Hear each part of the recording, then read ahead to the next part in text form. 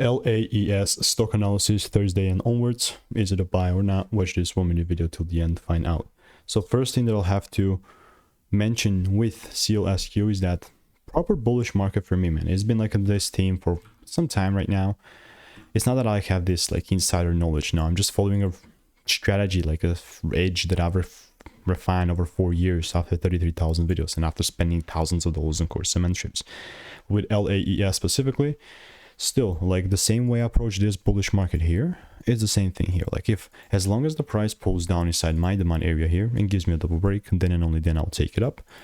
If it just goes without me, so be it. Like I'm not even supposed to be a part of every single movement. Like would you trade every single movement on a stock? I mean, I hope the answer is no, right? Because go ahead and try and do this. I mean, do whatever works for you. Please don't listen to me. If you want to make more money trading in a simple and lean way, just click the first link in the description. It's a free newsletter, and I'll see you in the next one. Goodbye and enjoy.